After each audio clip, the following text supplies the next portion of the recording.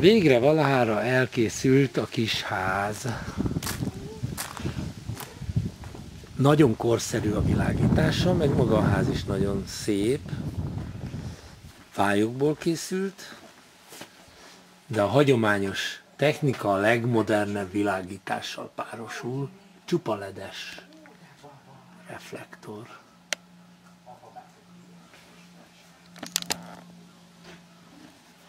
Menjünk be a házba.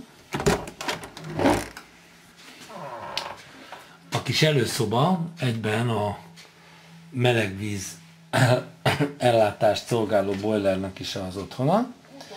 Ez a boiler működik villannyal is, és fával is. Érdekes, hogy a pár darab fával, körülbelül, mit tudom én, maximum 1,5 kiló fával az egész boiler felfűthető. Gondolom, hogy ez azért olcsóbb, mint a villany. Itt van a lakószoba és konyha, itt is ledes világítás van.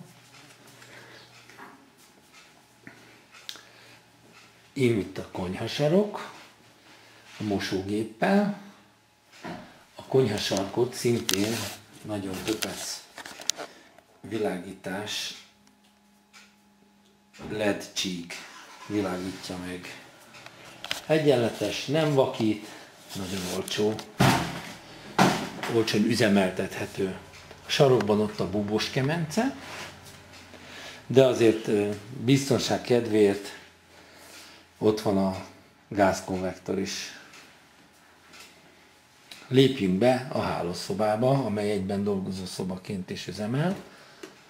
Itt is ledes világítás van.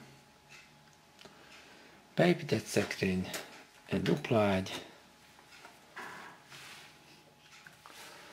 és kijárat a teraszra.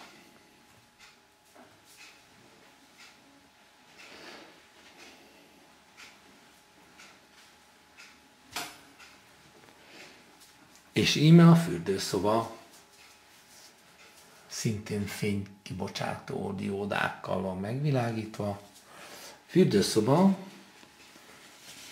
2 WC-t és 2 zuhanykabint tartalmaz.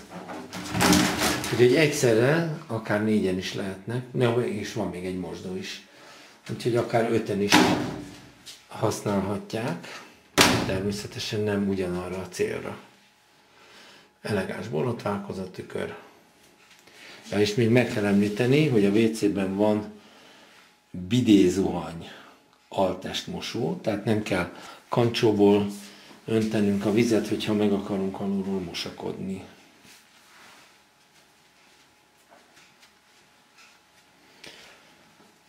És most menjünk fel a padlástérbe. Vajon mi lehet a létra végén? Na most, ha most nem esem le, akkor örökké fogok élni. A lépcsőfájáló tetején Góvardan Lál mosolyogva fogadja a látogatókat.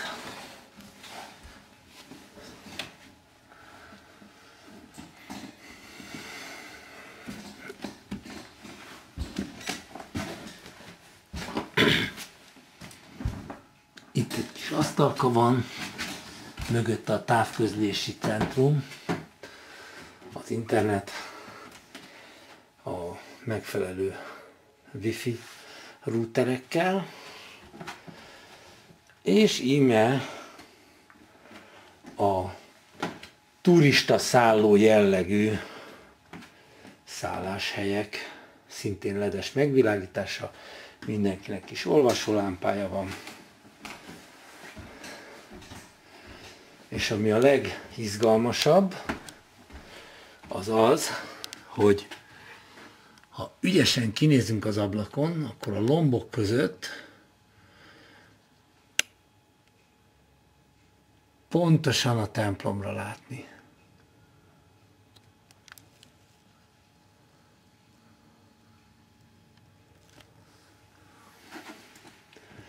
Szóval íme.